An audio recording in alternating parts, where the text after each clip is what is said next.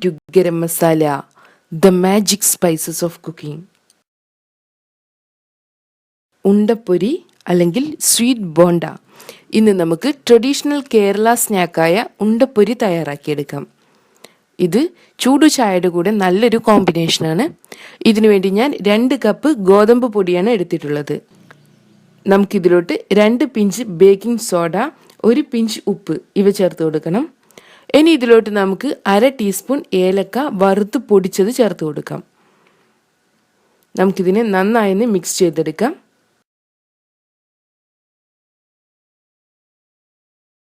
അടുത്തതായി നമുക്കിതിലോട്ട് 3 പാളങ്കോടൻ പഴമാണ് ചേർത്ത് കൊടുക്കേണ്ടത്. നമുക്ക് ഈ പഴത്തിനെ മിക്സിയിലൊന്ന് അടിച്ചെടുക്കണം.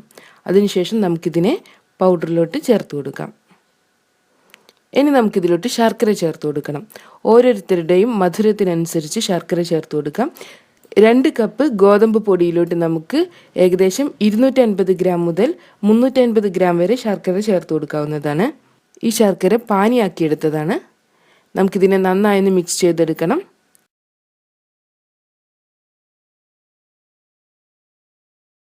നമ്മുടെ ഡോ തയ്യാറായിട്ടുണ്ട്. നമുക്കിതിനെ ഒന്നുകൂടെ ലൂസാക്കി എടുക്കണം. നമുക്കൊരു സ്റ്റിക്കി ഡോയാണ് വേണ്ടത്. ഇതിനു വേണ്ടി നമുക്ക് കുറേശ്ശെ വെള്ളം ഒഴിച്ച് ഇതിനെ ലൂസാക്കി എടുക്കണം.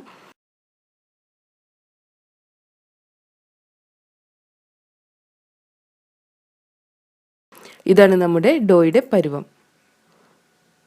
ഇനി നമുക്കിതിനെ 3-4 മണിക്കൂർ പൊങ്ങാൻ വേണ്ടി വെക്കണം.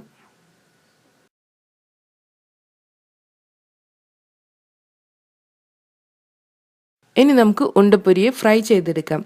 ഇതിനുവേണ്ടി നമുക്ക് അടികട്ടിയുള്ള ഒരു പാനിലോട്ട് എണ്ണ ഒഴിച്ചു കൊടുക്കണം. ട്രഡീഷണൽ ടേസ്റ്റിന് വേണ്ടി ഞാൻ വെളിച്ചെണ്ണയാണ് ഉപയോഗിച്ചിട്ടുള്ളത്. ഇപ്പോൾ നമ്മുടെ മാവ് പൊങ്ങി വന്നിട്ടുണ്ട്. ഇനി നമുക്കിതിനെ ഷേപ്പ് ചെയ്തെടുക്കണം. ഇതിനുവേണ്ടി കൈയൊന്ന് നനച്ചെടുക്കാം. ഇനി നമ്മൾ തയ്യാറാക്കി വെച്ചിട്ടുള്ള മാവിൽ നിന്ന് കുറച്ച് ഭാഗം എടുക്കാം.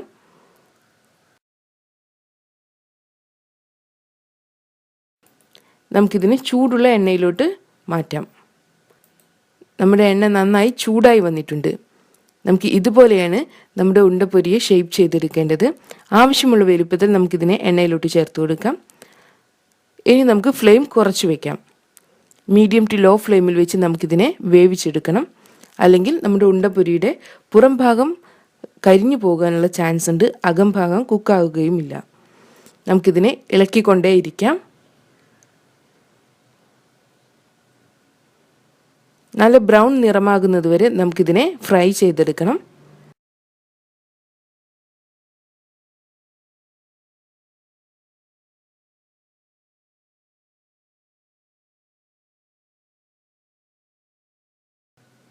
നമ്മുടെ ഉണ്ടപ്പൊരി തയ്യാറായിട്ടുണ്ട്. നമുക്കിതിനെ എണ്ണയിൽ നിന്ന് മാറ്റാം. ഇതുപോലെ നമുക്ക് ബാക്കിയുള്ള ഉണ്ടപ്പൊരികൾ കൂടെ തയ്യാറാക്കിയെടുക്കണം.